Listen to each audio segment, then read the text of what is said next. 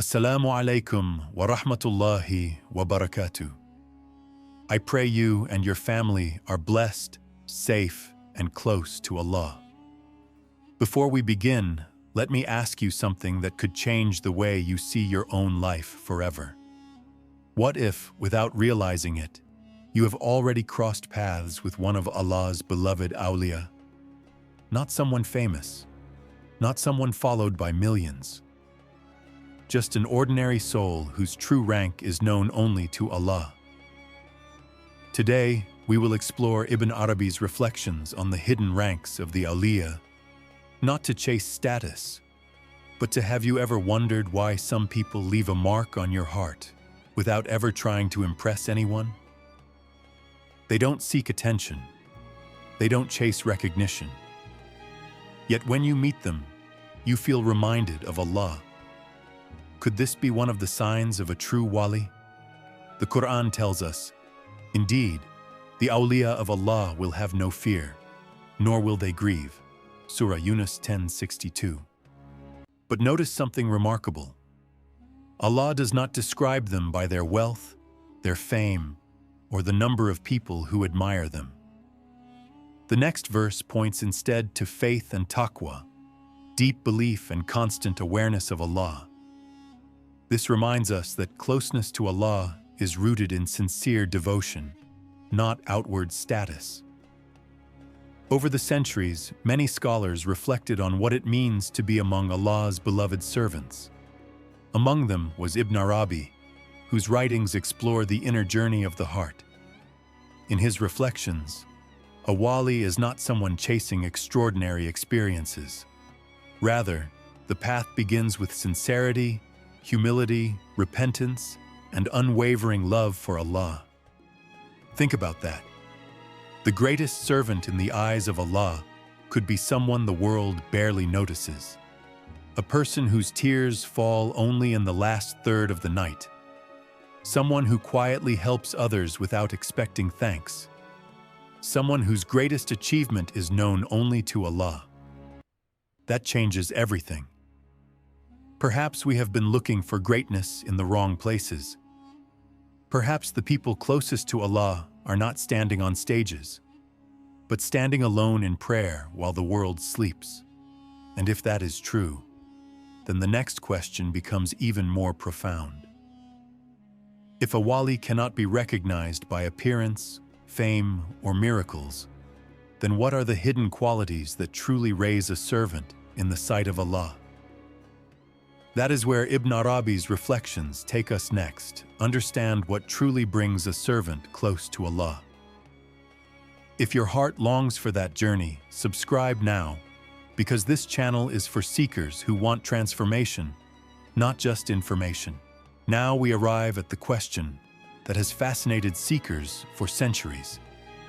If every believer can become close to Allah, are all levels of closeness the same? This is where Ibn Arabi invites us to reflect, not on worldly titles, but on the inner journey of the soul. In his writings, Ibn Arabi describes the spiritual path as a journey of the heart. He reflects on different spiritual stations, often called maqamat, through which a believer grows in sincerity, trust in Allah, patience, gratitude, and complete reliance upon Him. These are not ranks people can claim for themselves. Rather, they are stages of purification that Allah grants according to His wisdom and mercy. Imagine climbing a mountain. From the ground, every step feels difficult. The path is steep. Sometimes you stumble. Sometimes you wonder if you are making any progress at all. Yet with every sincere step, your perspective changes. The higher you climb, the more clearly you see the world below.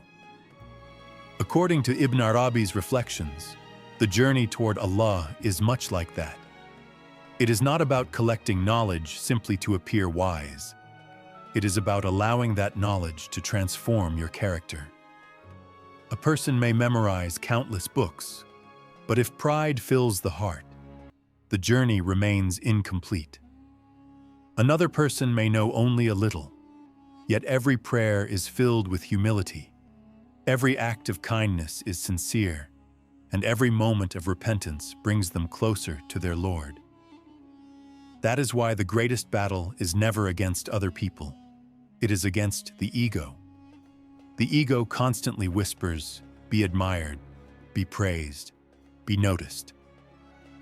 But the heart that seeks Allah whispers something entirely different. "O Allah, let me be known by you, even if I remain unknown to the world." This is one of the most beautiful themes found throughout Ibn Arabi's spiritual reflections.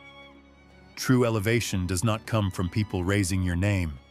It comes from Allah raising your heart. The closer a servant comes to Allah, the less they become attached to applause, status, or recognition. Their greatest joy is no longer hearing people speak well of them. It is hoping that Allah is pleased with them. And perhaps this explains why some of the greatest righteous people in history lived and died without fame. They were hidden from the eyes of creation, but never hidden from the sight of their Creator. So before asking, who is the highest among the Awliya? Perhaps the better question is, what kind of heart is Allah pleased to raise? Because the real hierarchy is not built on miracles or reputation. It is built on sincerity, on humility, on patience during hardship, on gratitude during ease, and on a heart that chooses Allah again and again, even when no one is watching. But this raises one final question, one that may be the most personal of all. If the highest ranks are hidden from human eyes, could someone living next door, working beside you, or even sitting quietly in your local masjid already be among Allah's beloved Awliya, while no one realizes it? Let's explore that next. Now comes the question that touches every sincere heart. If Allah's closest servants cannot be recognized by their appearance, their wealth, or even their popularity, then how can we understand what true nearness to Allah looks like? The answer may surprise you. Perhaps the signs are not found in what people see. Perhaps they are found in what only Allah sees. Many people imagine that someone close to Allah must always appear extraordinary. They expect dramatic stories, public admiration, or remarkable events. But throughout the Islamic tradition, scholars have consistently reminded us that outward impressions can be misleading. Only Allah truly knows the reality of a person's heart. Ibn Arabi repeatedly directs attention to the inner transformation of the believer. In his reflections, the heart becomes the true place where the journey unfolds. Every sincere act of worship, every hidden tear of repentance, every quiet moment of remembrance shapes the soul in ways that no human eye can measure. Think about this for a moment. Imagine two people standing side by side in prayer. From the outside, they look exactly the same. They bow together. They prostrate together. They recite the same words. But inside, one heart is thinking about the world. The other heart is completely present before Allah. To us, they appear identical. To Allah, they are not. That realization should humble every one of us. Perhaps the greatest difference between people is not visible on their faces. It is hidden within their hearts. This is why sincerity, ikhlas, has always been described as one of the greatest treasures of faith. When a person begins doing good solely for Allah's pleasure, even the smallest action can become immense in value. A smile offered with sincerity, a prayer made in the silence of the night, a charity given without anyone knowing, a moment of forgiveness when revenge would have been easier. These quiet acts may never trend online. They may never receive applause, but they are never unseen by Allah. Another beautiful quality found in the lives of the righteous is humility. The closer they grow to Allah, the less they become impressed with themselves. Instead of saying, "Look how righteous I am," they quietly ask, "O Allah, accept me despite my shortcomings." This humility protects the heart from pride, the disease that can quietly destroy years of worship. And then there is patience. Not the patience that people notice, but the patience shown when no one is watching. The patience of someone carrying personal pain while still smiling kindly at others. The patience of someone who continues praying even after unanswered dua. The patience of someone who refuses to lose hope in Allah, even during the darkest nights. These are the moments where faith becomes real. Perhaps this is why some of Allah's greatest servants remain completely unknown to society. They are not trying to become famous for being close to Allah. They are simply trying to become sincere. And maybe, just maybe, the person cleaning the masjid after everyone leaves, the elderly believer quietly making dhikr in a forgotten corner, the mother waking before Fajr every night to pray for her children, or the struggling believer who keeps turning back to Allah after every mistake, could all be far greater in Allah's sight than anyone realizes. That thought changes the way we see people forever. It reminds us to stop judging hearts that only Allah can fully know. Because the true signs of nearness to Allah are often invisible. They are written in sincerity. They are strengthened by humility. They are tested through patience. And they shine brightest when no one else is looking. But after reflecting on all of this, one final question remains. If the highest rank is not to be admired by people, then what should every believer actually spend their life pursuing? The answer may be simpler and far more beautiful than you ever imagined. As we come to the end of this journey, I want you to forget the ranks for a moment. Forget the titles. Forget the mystery. Forget the question of who is the highest among the Awliya.